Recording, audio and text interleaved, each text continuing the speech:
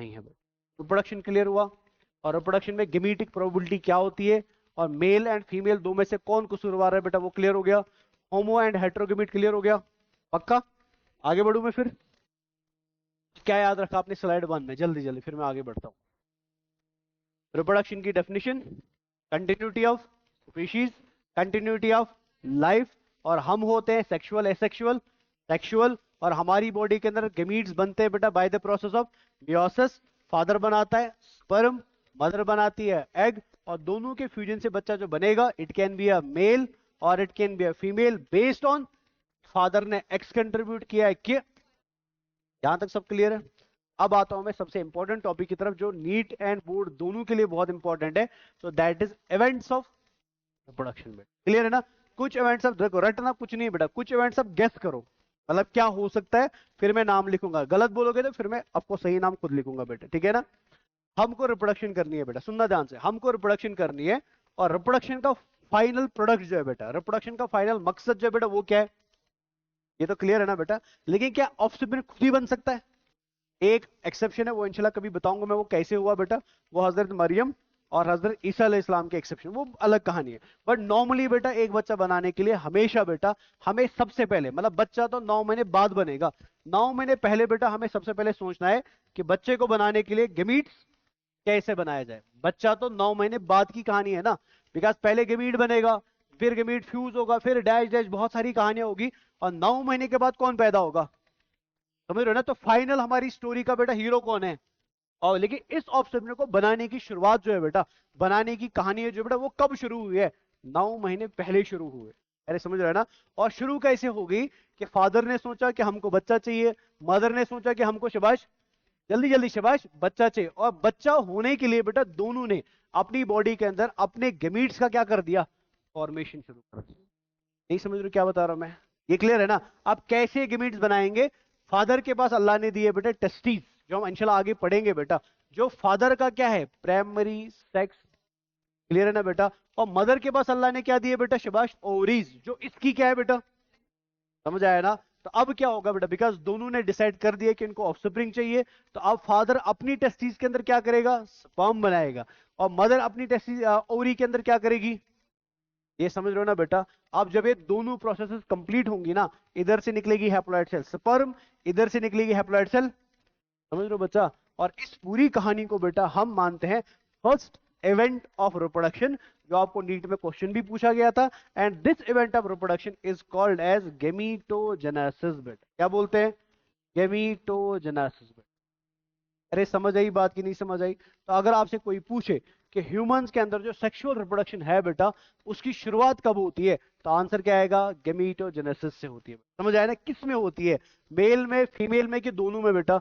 Mail में भी होती है, और ऑल द इनमें हल्का सा डिफरेंस है, वो मैं आपको आगे थोड़ी देर में बताऊंगा। यहां तो क्लियर हो गया। अब यहाँ पे और एक इंपॉर्टेंट बात आपको याद रखनी है कि मेल्स के अंदर जो गेमीटोजेनेसिस होती है बेटा, सुनना ध्यान से, हाँ, मेल्स के अंदर जो गेमीटोजेनेसिस होती है बेटा, मेल की गेमीटोजेनेसिस का जो एंड प्रोडक्ट होता है बेटा, उसको हम क्या नाम देते हैं? That is called as sperm बेटा। क्या बोलते हैं? याद रहेगा। और फीमेल के अंदर जो गेमीटोजेनेसिस होती है बेटा, उसका जो एंड प्रोडक्ट होता है ना, उसको हम नाम देते हैं क्या? नहीं बेटा, मैंने पढ़ाया आपको बेटा, उसको हम ओवा नहीं बोलते, उसको हम ओम नहीं बोलते, उसको हम एग नहीं बोलते, उसको हम सेकेंडरी oocyte बोलते हैं। समझ आया? तो मैं इधर लिख देता हूं सही वाला, तो दिस इज कॉल्ड ए शाबाश सेकेंडरी। आगे पढ़ेंगे ना इंशाल्लाह इसको, बस अभी अब याद रखो सेकेंडरी oocyte बेटा। यहां तक तो क्लियर है? यहां तक समझ आया? पक्का? First event of human reproduction is the end product of male gametogenesis is the end product of female gametogenesis. Male gametogenesis का एंड प्रोडक्ट हैप्लॉइड होता है कि डिप्लॉइड होता है? और फीमेल का एंड प्रोडक्ट हैप्लॉइड होता है कि डिप्लॉइड होता है? समझ आया? अब यहाँ पे बस इतना याद रख लो, एक और चीज मेरे लिए, वो ये है बेटा कि गेमेटोजेनेसिस जब मेल के अंदर होती है, जिसका एंड प्रोडक्ट क्या है बेटा? इसको हम नाम देते हैं स्पर्मेटोजेनेसिस। क्या नाम देते हैं? स्पर्मेटोसाइटोजेनेसिस। याद रहेगा? अब मैंने साइटो ऐड क्यों किया वो आगे बता दूंगा। क्लियर है? और जब फीमेल के अंदर गेमेटोजेनेसिस होती है बेटा, this is called as oogenesis। याद रहेगा? आई होप यहां तक तो कोई मसला नहीं है बेटा। ये वाला क्लियर हो गया? अब आप सबको पता है, हम बिकॉज ह्यूमन रिप्रोडक्शन पढ़ रहे हैं, और ह्यूमंस के अंदर बेटा बच्चे को पालने का काम जन्म से पहले बेटा अल्लाह ने बाप को नहीं दिया, वो किसको दिया? बिकॉज बच्चे की ग्रोथ, बच्चे की डेवलपमेंट, बच्चे की ऑर्गेनोजेनेसिस बेटा, वो सारे काम होने के लिए जो हार्मोन्स चाहिए, जो सिस्टम चाहिए, जो मैकेनिज्म चाहिए ना, वो अल्लाह ने माँ के यूट्रस में रखा है बेटा, अल्लाह के माँ के ब्लड में रखा हुआ है, वो बाप के पास। तो दैट मीन्स बेटा बच्चे का डेवलपमेंट किसमें चलेगा? माँ में चलेगा कि बाप में चलेगा? माँ में चलेगा। समझ आया ना? तो अगर डेवलपमेंट की कहानी माँ में चल रही है बेटा, लेकिन स्पर्म किसके पास है? तो क्या बच्चा तो बाद में बनेगा ना, लेकिन स्पर्म किसके पास है? बाप के पास। डेवलपमेंट किसमें चलने वाली है? माँ में। सो दैट मीन्स मेरे को या आपको क्या करना चाहिए बेटा एज अ साइंस स्टूडेंट?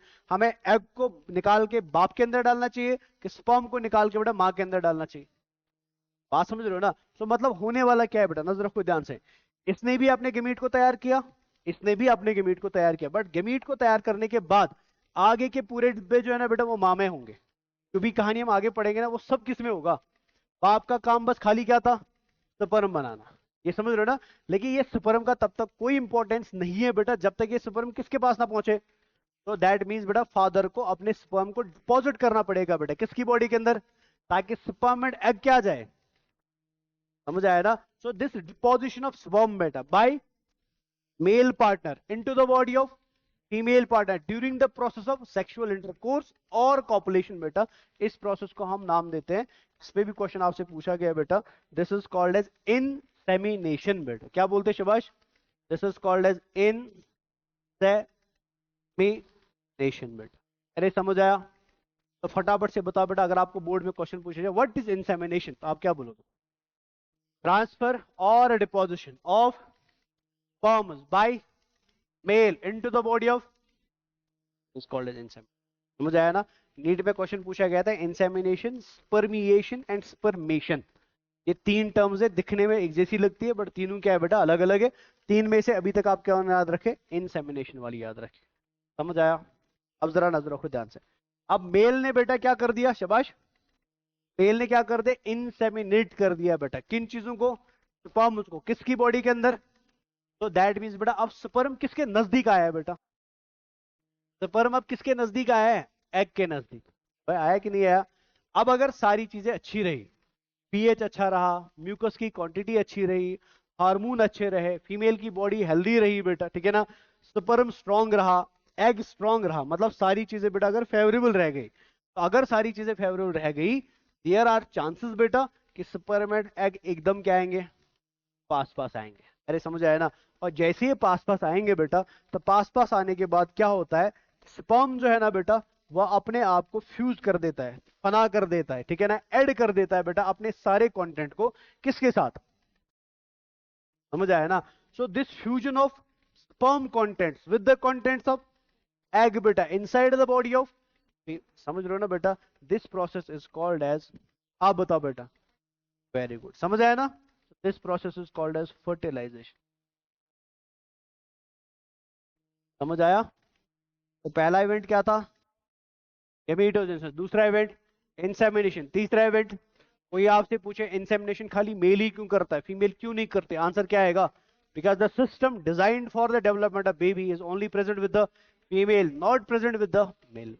यहां तक तो समझ आया? अब जरा नजर रखो प्लीज ध्यान से इधर बेटा, ये इंपॉर्टेंट है। अभी मैंने आपको थोड़ी देर पहले बताया था कि सेकेंडरी oocyte क्या है? हैप्लॉइड। स्पर्म क्या है? हैप्लॉइड प्लस हैप्लॉइड बेटा, दोनों का एडिशन हो गया ना, एन प्लस एन बेटा, तो बता क्या बनेगा? और इस टू एन प्रोडक्ट को हम बायोलॉजी के अंदर नाम देते हैं बेटा जाइगोट। क्या बोलते हैं? समझ आया? तो अगर आपको एग्जाम में क्वेश्चन पूछा जाए the first diploid cell formed in the human body is known as, तो आंसर क्या आएगा? The process which leads to the formation of first diploid cell in the human body is known as fertilization. समझ आया ना? Clear है? The precursors used for the formation of zygote are, तो answer क्या आएगा? By sperm and secondary oocyte। कभी कभी ओआ दिया गया, ओआ पे टेक नहीं करना है बेटा। यहां तक तो आई होप सारा कुछ क्लियर है बेटा, मेरे को नहीं इसमें कुछ गड़बड़ है। यहां तक तो समझ आया? अब जाइगोट मेरे को आप बताओ बेटा हमने क्यों बनाया?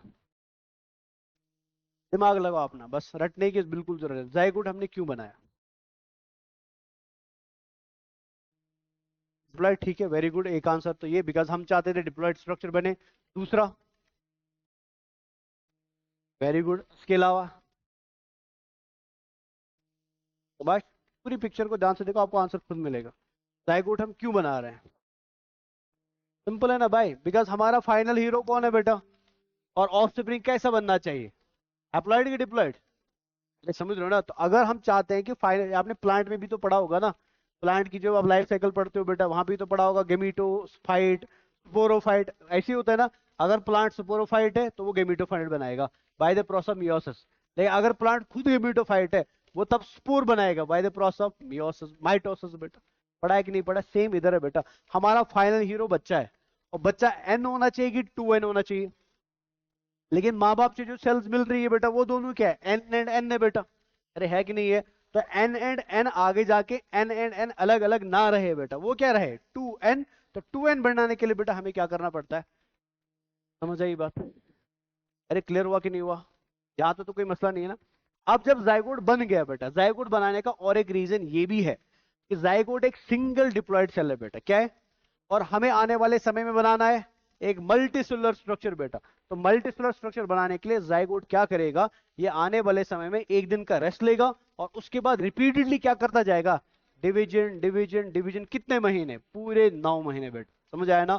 और हर डिवीजन जो होगा बेटा, every division in this process is, जल्दी जल्दी शिवा, इज माइटोटिक डिवीजन।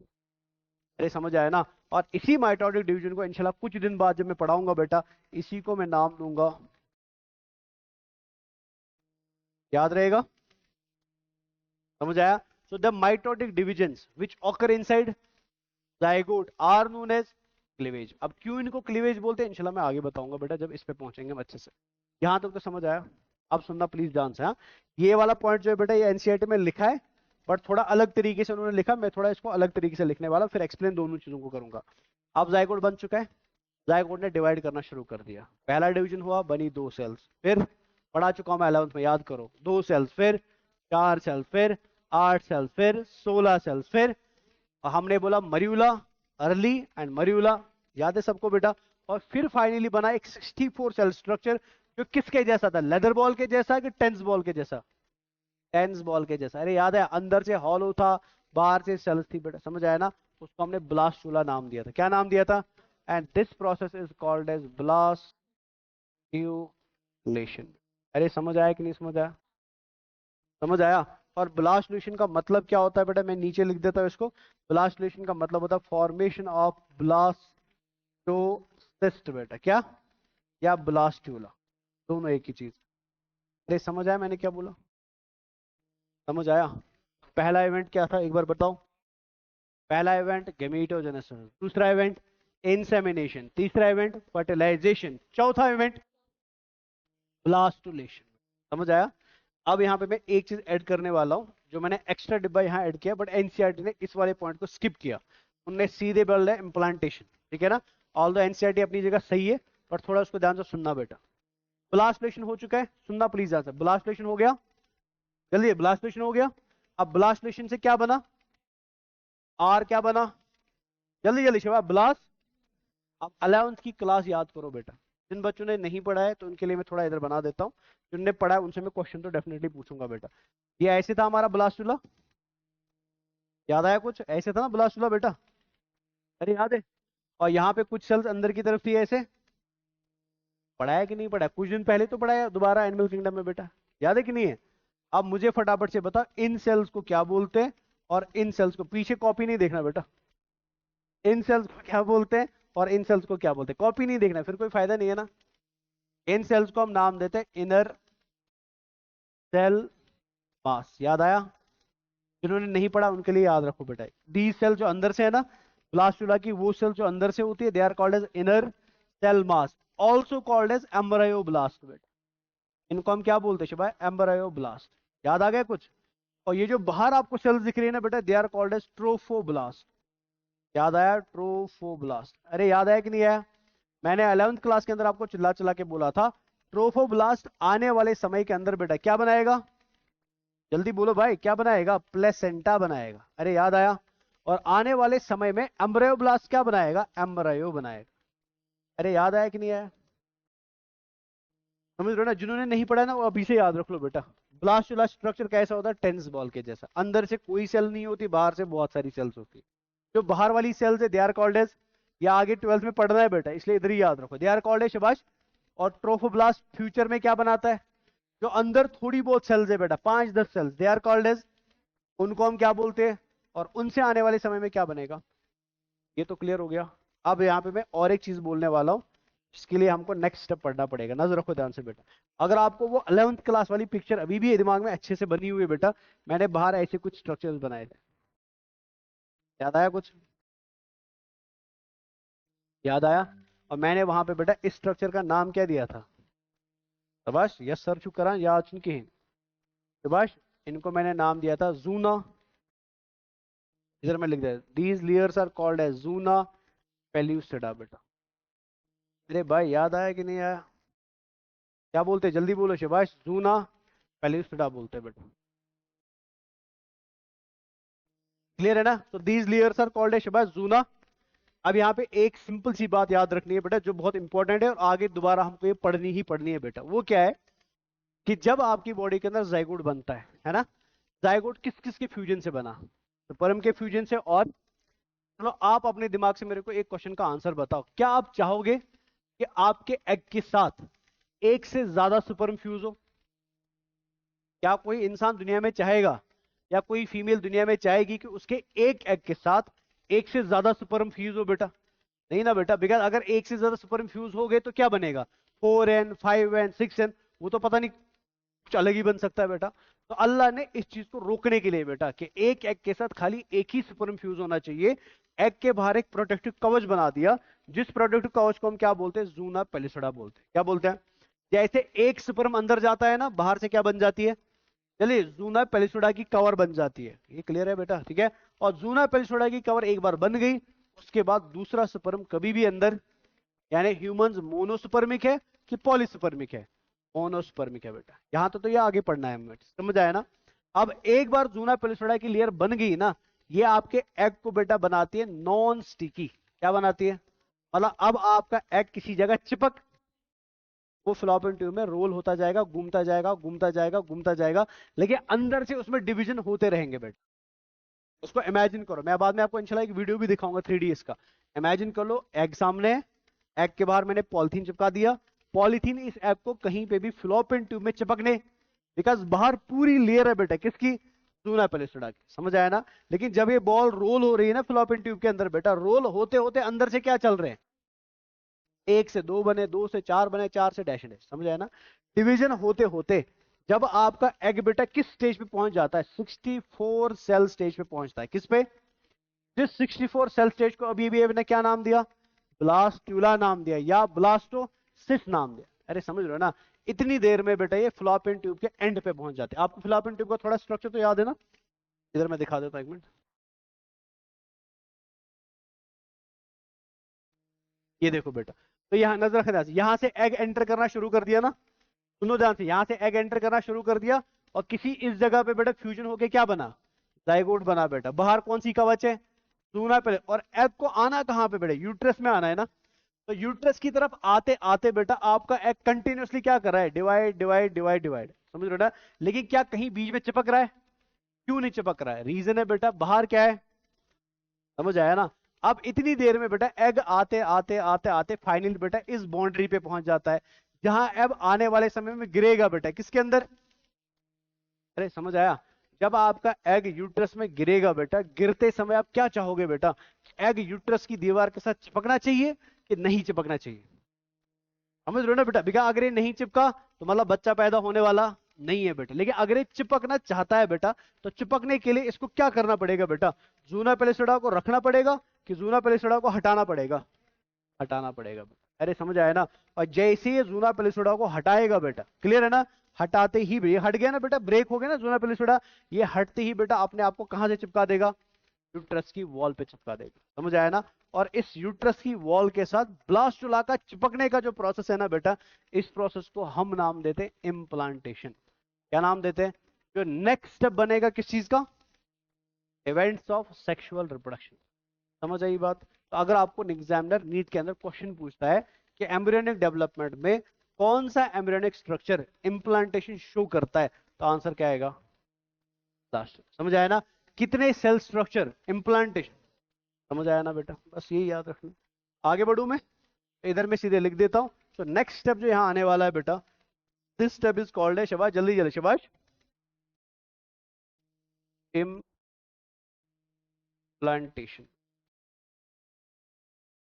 समझ आया बेटा? और इम्प्लांटेशन का मतलब क्या होता है मैं नीचे लिख देता हूँ इसको। इम्प्लांटेशन का मतलब होता है शबाश ऑफ, जल्दी जल्दी शबाश, ब्लास्टुला, जो कितने सेल्स का बना है 64, विथ यूटेराइन वॉल बेटा, विथ यूटेराइन वॉल। समझ आया? समझ आया कि नहीं समझ आया? अच्छा, आप मतलब आपकी घरों में भी कभी ना कभी कोई फीमेल रही है बेटा जो प्रेग्नेंट हुई होगी, या रिश्तेदार या किसी नेबर के आसपास कोई फीमेल रही होगी जो प्रेग्नेंट रही होगी। कश्मीर के अंदर हम कब बोलते कि फीमेल प्रेग्नेंट है? पेट बाहर आता है, जब हमको दिखने लगता है कि बेटा उसके एब्डोमिनल कैविटी क्या हो रही है बेटा, इन्फ्लेट हो रही है, बड़ी हो रही है बेटा, इसी को तो प्रेगनेंसी बोला जाता है ना। बट मेडिकल टर्म्स में इसको प्रेगनेंसी, इसको गेस्टेशन बोलते हैं बेटा। क्या बोलते हैं? तो मेडिकल टर्म्स में किस चीज को प्रेगनेंसी बोलते हैं, या प्लीज आज के बाद याद रखोगे। मेडिकल टर्म्स में हम बोलेंगे कि एक फीमेल प्रेग्नेंट तब हो जाती है जब उस फीमेल के अंदर ब्लास्टुला क्या हो जाता है, जल्दी जल्दी शबाश, फ्यूज होता है किसके साथ? तो this fusion of blastula with the uterine wall, जिस प्रोसेस को हम क्या बोलते हैं, represents the pregnancy of female. समझ आया? इसको हम फिर बाद में बहुत सारे टेस्ट के थ्रू कंफर्म करते हैं कि फीमेल प्रेग्नेंट है कि नहीं है बेटा। तो यहां तक तो कोई मसला नहीं है ना? तो एक बार रिपीट करते हैं फटाफट से। तो सबसे पहले हमने क्या पढ़ा? Gametogenesis, next insemination, next fertilization, next blastulation, next implantation. Implantation किसका होता है, ब्लास्टुला के गेस्टुला का? ब्लास्ट 64 सेल्स का कि मोर देन 64 या बिलो 64? ओनली 64 बेटा। कब? जब उसके बाहर वाली प्रोटेक्टिव कवच जिसको हम क्या बोलते हैं वो क्या हो जाती है। और कहाँ इम्प्लांट होता है, फ्लैपियन ट्यूब में, सर्विक्स में कि यूट्रस में? हमेशा यूट्रस में। And this process is called implantation which represents pregnancy of female. अरे यहां तक तो क्लियर हो गया? यहां तक क्लियर हो? यहां तो कोई मसला नहीं है ना? अब एक बार नजर रखना ध्यान से बेटा, अब एक बार ब्लास्टुला चिपक गया बेटा किसके साथ, यूट्रस की वॉल के साथ। अब ब्लास्टुला चिपकने के बाद यूट्रस के साथ बेटा क्या बनाना शुरू करेगा, प्लेसेंटा, जो मैंने आपको अभी बताया किन सेल से, ट्रोफोब्लास्ट सेल से। और जैसे ये आप इमेजिन ऐसे कर लो, मान के चलो फॉर एग्जांपल इधर एक हाइपोथेटिकल दीवार है बेटा, इमेजिन करो मेरे सामने एक दीवार है बेटा, मिट्टी की एक दीवार है, ठीक है, और मेरी पूरी आर्म रिप्रेजेंट कर रही है ब्लास्टुला को। किसको रिप्रेजेंट कर रही है? और ये जो सेल्स यहाँ पे दिख रहे हैं ना, ये रिप्रेजेंट कर रहे हैं ट्रोफोब्लास्ट को। किसको? और जैसे आपका ब्लास्टुला चिपक गया बेटा किसके साथ, चले किसे, यूट्रस की दीवार के साथ। यूट्रस की दीवार के साथ चिपकते ही ये जो ट्रोफोब्लास्ट सेल्स है ना बेटा, ये हाथ की तरफ घुसती है बेटा किसके अंदर, यूट्रस की दीवार। यहाँ पे दीवार है ना ऐसी हाइपोथेटिकल, ये अंदर बेटा घुस जाते हैं किसमें, यूट्रस की दीवार में बेटा। अरे समझ आया ना? तो इस घुसने वाली प्रोसेस को ही हम क्या बोलते हैं, क्यों अंदर घुसा है, बिकॉज अटैचमेंट मिलेगा, प्लस अब ये खाना लेना शुरू करेगा, फूड लेना शुरू करेगा किससे, मां के ब्लड से बेटा। अरे समझ आया? अब जब आपके ब्लास्टुला को खाना मिलना शुरू हो जाएगा किससे, मदर के ब्लड से, ब्लड थ्रू प्लेसेंटा बेटा। समझ आया ना? तो मुझे बता ये डिवाइड करेगा कि नहीं करेगा बेटा, डिवाइड करेगा। अरे समझ आया ना? और ये डिवाइड करते करते एक 3 लेयर्ड स्ट्रक्चर बनाता है बेटा, जो मैंने ऑलरेडी आपको क्लास 11th के अंदर पढ़ाई भी है। And this 3 layered structure is called as gastrula. इसको हम क्या बोलते हैं, कौन कौन सी लेयर गेस्ट्रूला में होती है, एक्टोडर्म, मेसोडर्म एंड, अब 11th का पढ़ाना जाया नहीं हुआ ना, ये इंपॉर्टेंट से, ठीक है ना। And this structure is called as gastrula and this process is called as gastrulation बेटा। अरे समझ आया कि नहीं समझ आया भाई, जल्दी समझ आया ना? और इस पॉइंट को एनसीईआरटी ने स्किप किया है बेटा, ये पॉइंट ऐड नहीं है, बट आप याद रख लो कोई दिक्कत नहीं। समझ आया? ब्लास्टुलेशन के बाद हुई इम्प्लांटेशन। इम्प्लांटेशन हुई किसकी, ब्लास्टुला की, किसके साथ, यूट्रस की वॉल के साथ। फिर क्या बना, प्लेसेंटा। और फिर क्या हुआ, डिवीजन। और क्या बना, 3 लेयर्ड स्ट्रक्चर बना, एक्टोडर्म, मेसोडर्म एंड, और इस स्ट्रक्चर को हमने क्या नाम दिया, जल्दी जल्दी शबाश, this structure is called as, and process को हमने क्या बोला, समझ आया ना बच्चा, समझ गए? यहां तो कोई मसला नहीं है। अब एक बार गेस्ट्रुला बन गया, 3 जर्म लेयर्स बन गई, अब 9 महीने बॉडी के अंदर चलता रहेगा काम। कितने महीने।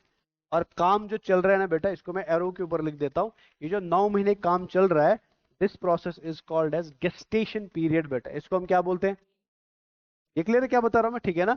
तो यहाँ पे आप क्या चलेगा, शायद 9 मंथ तक चलेगा, इसको मैं इधर लिख देता हूँ, 9 मंथ तक चलेगा, शाबाश। गेस्टेशन पीरियड बेटा, क्लियर हुआ। या इसको आप नाम दे सकते हो एम्ब्रियोनिक डेवलपमेंट। क्या बोलेंगे जल्दी जल्दी, शाबाश, एम्ब्रियोनिक डेवलपमेंट, क्लियर है ना। या इसको बोलेंगे ऑर्गेनोजेनेसिस, ऑर्गेनोजेनेसिस, क्लियर ना बच्चा। तो मतलब शॉर्ट में कुछ नहीं, गेस्टुला के अंदर छोटे छोटे ऑर्गन बनने लगेंगे, हार्ट, हाथ, नाक, कान, dash and dash and dash, ये पूरे 9 महीने चलता रहेगा। और आहिस्ता आहिस्ता आपका गेस्टुला किसका शेप लेगा, एक बच्चे का शेप लेगा बेटा, समझ आया ना। और इस पूरे बच्चे की बनने की प्रोसेस को हम क्या नाम देते हैं, गेस्टेशन। जो ह्यूमंस के अंदर कितने महीने का होता है, ऑल दो अभी 8 महीने का है, बट अभी भी बुक्स में 9 महीने आप लिख सकते हो। ये रिड्यूस होता जाएगा इंशाल्लाह। तो इंशाल्लाह नहीं, मतलब ये रिड्यूस हो रहा है बेटा, ठीक है, एवोल्यूशन है, सॉरी, एवोल्यूशन है। इंशाल्लाह इसको एवोल्यूशन में पढ़ाऊंगा, इससे क्या होने वाला आने वाले समय में, ठीक है। तो this period is called as gestation period. ये क्लियर हो गया, यहां तो कोई टेंशन नहीं है ना। अब 9 महीने कंप्लीट हो गए, है ना। अब बता क्या होगा, बच्चा पैदा होगा, समझ आया ना। अब नालायक जिंदगी में दुनिया में पहला कदम रखेगा बेटा, ठीक है ना। तो 9 महीने जल्द, अच्छा मेरे को बता, बच्चा किसकी वजह से पैदा होता है, माँ की वजह से कि बच्चा खुद की वजह से, खुद की वजह से होता है। मतलब बच्चा 9 महीने रुकेगा, ठीक है ना। और 9 महीने रुकने के बाद बच्चे की बॉडी से कुछ निकलता है बेटा, इंशाल्लाह आगे पढ़ाऊंगा बहुत अच्छे से। जो माँ को बोलता है बेटा कि मैं अब क्या हो चुका हूँ, तैयार हो चुका हूँ, कहाँ जाने के लिए, दुनिया में और फिर माँ रिलीज करना शुरू करती है किसको, हार्मोन्स को, ऑक्सीटोसिन को, जो बच्चे को क्या करता है, बाहर पुश करता है, समझ आया ना। And this process is called as parturition बेटा, this process is called as, शाबाश, क्लियर है ना बेटा। और इसको नॉर्मल इंग्लिश में क्या बोलते हैं,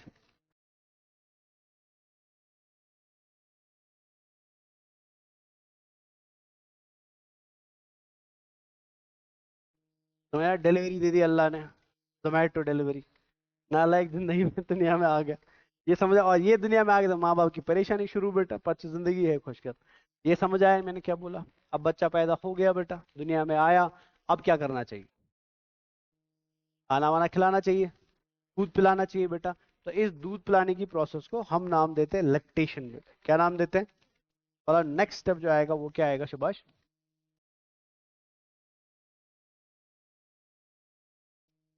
लैक्टेशन का मतलब क्या होता है, दूध पिलाना, फीडिंग ऑफ मिल्क बेटा।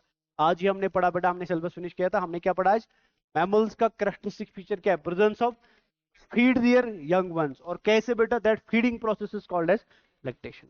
समझ आया। उसके बाद फिर जिंदगी आगे चलेगी बेटा, आप बच्चे हो गए, फिर आप बड़े हो जाओगे, फिर आप प्यूबरिटी पे पहुंचोगे, फिर आप अडल्ट हो जाओगे, फिर शादी होगी, फिर आपके बच्चे होंगे, फिर मर जाओगे। इस साइकिल चलता रहेगा, which is called as life cycle बेटा। ये हमें ऑलरेडी पहले पहले पढ़ाया जाता था रिप्रोडक्शन इन ऑर्गेनिज्म में, बट इस चैप्टर में हमें लाइफ साइकिल नहीं पढ़ना। क्लियर हो गया ना। तो these are all events of, समझ आया। एक बार रिपीट करना चाहोगे, फटाफट से रिपीट करो अब। ये फर्स्ट इवेंट क्या है बेटा, वेरी गुड। सेकेंड इवेंट, अच्छा, gametogenesis of males is called as, very good. And gametogenesis of females is called as, oogenesis नहीं बोलो, oogenesis बोलते हैं, समझ आया ना। स्पर्मेटोजेनेसिस का एंड प्रोडक्ट क्या है, हैप्लॉइड डिप्लॉइड, हैप्लॉइड। oogenesis का सेकेंडरी oocyte, आंसर, शाबाश, सेकेंडरी oocyte बेटा। क्लियर हो गया ना। अब हमको क्या करना है बेटा, एग को स्पर्म के पास लाना है कि स्पर्म को एग के पास ले जाए, और इसलिए बेटा मेल्स को क्या करना पड़ेगा, इनसेमिनेट प्रोसेस को हम बोलते हैं इनसेमी, inside the body of female बेटा, समझ आया ना। इससे मेल एंड फीमेल गेमीट की प्रॉक्सिमिटी बढ़